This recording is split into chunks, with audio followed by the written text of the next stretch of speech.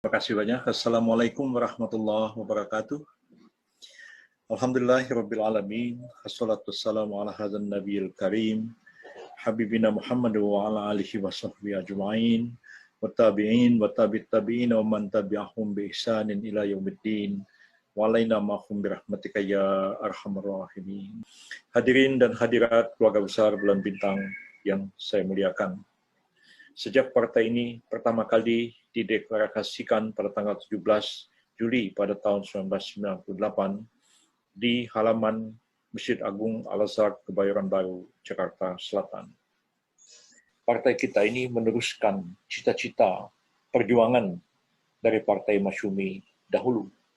Tapi kita tidak menyebut diri kita sebagai Partai Masyumi. Menamakan partai kita ini hanya Partai Bulan Bintang. Nah, kita mewarisi spirit, semangat, cita-cita dari Partai Masyumi itu dengan memperhatikan perkembangan dan kebutuhan politik sezaman pada zaman sekarang yang sudah jauh berbeda dengan situasi 15 tahun keberadaan Partai Masyumi pada tahun 1945, tahun 1960. Sehingga ketika di era reformasi tahun 1998, ada kesempatan untuk mendirikan kembali partai-partai politik akibat perjuangan kita semua.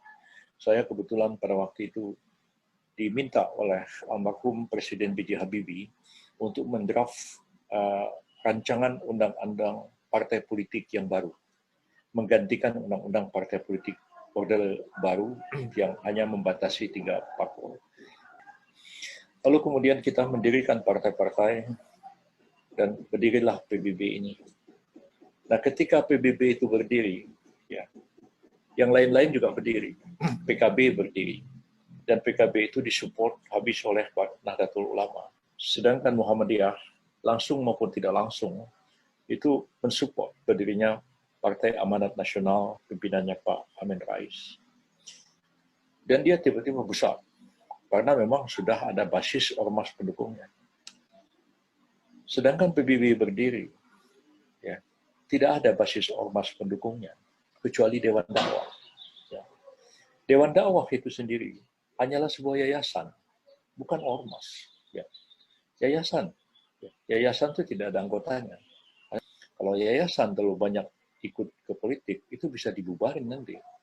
Dan karena itu memang kita tidak punya akar di bawah. Jadi memang keadaan kita itu, kita mencari satu basis yang baru.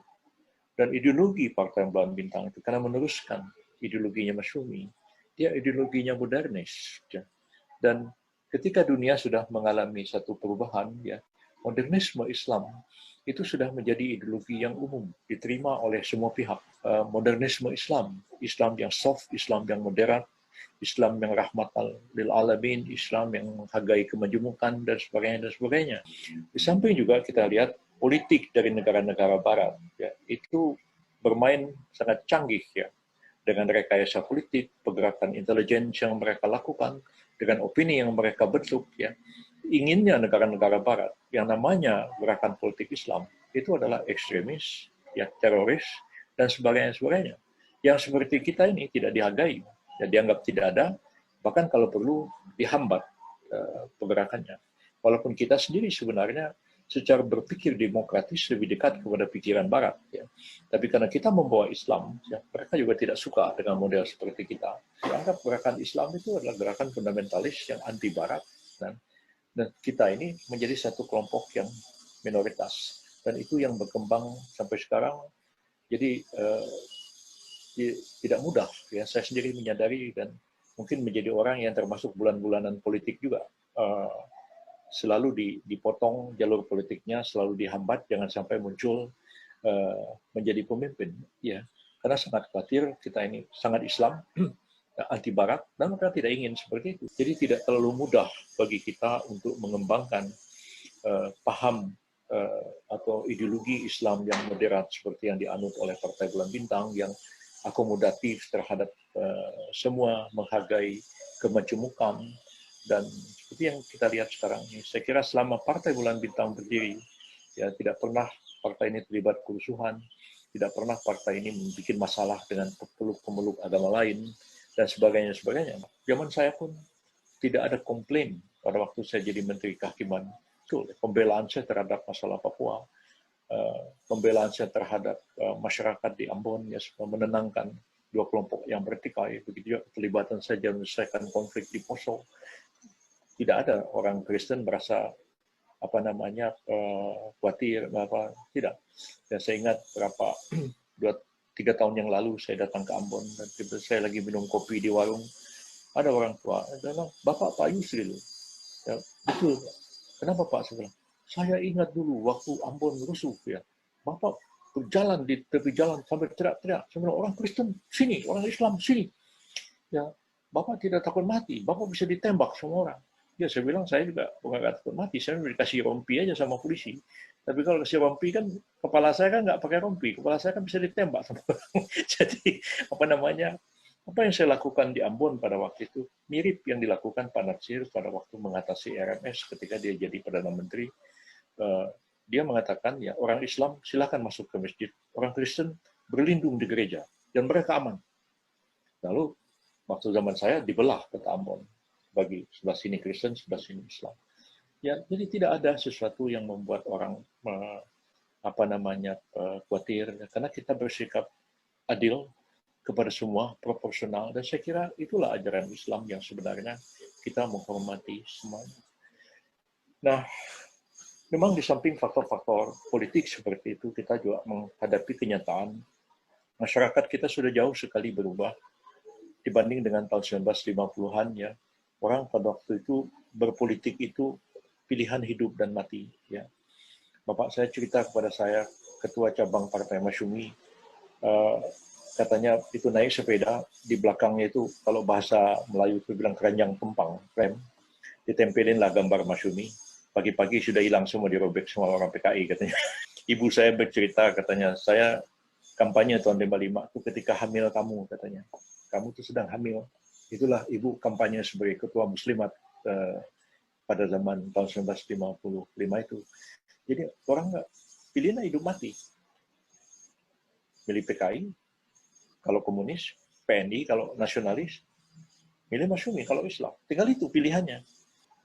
Nah, jadi semangat juang sudah tidak seperti itu lagi, dan pilihan politik kemudian menjadi sangat pragmatis. Ya. Orang ramai-ramai beribadat, bikin masjid di mana-mana, sembahyang rajin, puasa rajin, tapi politik, ya pilihannya bisa mana-mana aja, begitu. Nah, selalu tanya, ini apa untungnya buat kami? Nah, bayarnya berapa? Meskipun kita bina, ya, kita tetap sangat sulit. Ya. Saya pernah membina sebuah komplek perumahan, ya. Kira-kira perumahan jenis BTN begitulah, yang kelas menengah ke bawah.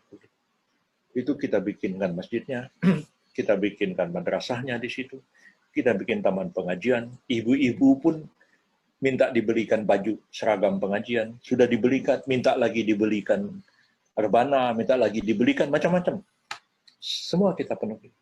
Anak-anak yang tidak mampu kita beri sekolah, segala macam. Tapi ketika pemilu terjadi apa? PBB nggak sampai 10% di komplek itu. Jadi kita tanya, apa salahnya kita ya? Apa yang kita kurang bina ya? Ya, rupanya ya Bapak sih katanya waktu mau nyoblos kita nggak dikasih apa-apa. Kita bilang dulu selama 5 tahun ini memang kita nggak ngasih apa-apa. Tapi tidak ada artinya pada hari H pemilu dikasih 50.000, pindah semua suara ke pihak sana.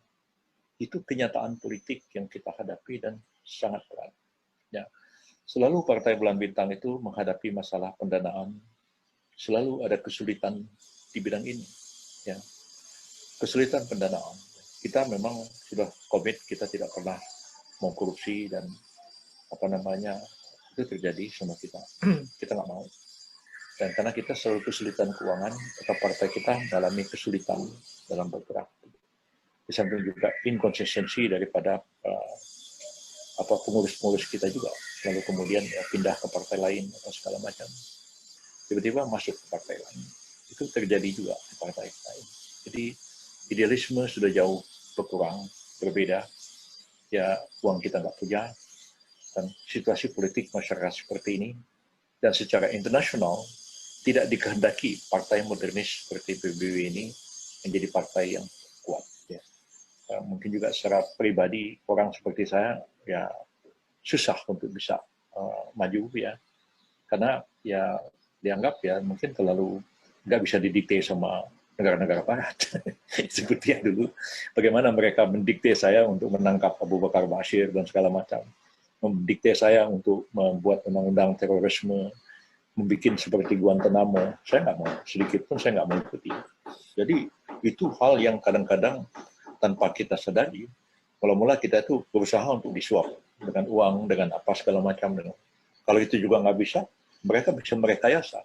Diciptakanlah macam-macam supaya kita itu jelek namanya, rusak namanya, dan segala macam. Saya sendiri sudah mengalami hal seperti itu. Bagaimana kemudian direkayasa supaya saya jadi tersangka ya. Cuman ya kita nggak bisa kalah juga. Kalau ini kita lawan. Jadi saya kira ini semua menjadi pelajaran, menjadi perhatian bagi kita semua. Tidak mudah kita mengurusi partai ini dan tidak banyak berharap kita akan dapat jabatan-jabatan di partai ini. Tapi saya berharap idealisme itu tetap ada pada diri kita masing-masing dan karena itu mudah-mudahan partai ini tetap eksis, tetap ada.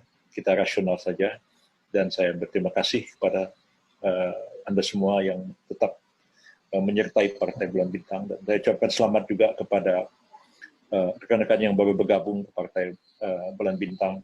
Dan kita harapkan ya ada semangat baru. Ucapkan terima kasih banyak dan selamat bergabung ya. Dan ya seperti inilah keadaan Partai Bulan Bintang. Tapi mudah-mudahan idealisme itu tidak hilang dari kita semuanya. Saya ingin kembali mengatakan bahwa yang saya khawatirkan dalam hidup ini adalah ya, ketika masih hidup dikultuskan orang, ketika sudah mati kuburannya dikeramatkan orang. Nah, itu jangan sampai terjadi pada diri kita. Dan tetaplah kita junjung tinggi idealisme dalam perjuangan kita bersama. Terima kasih. Wabillahi taufiq wal hidayah. Wassalamualaikum warahmatullahi wabarakatuh.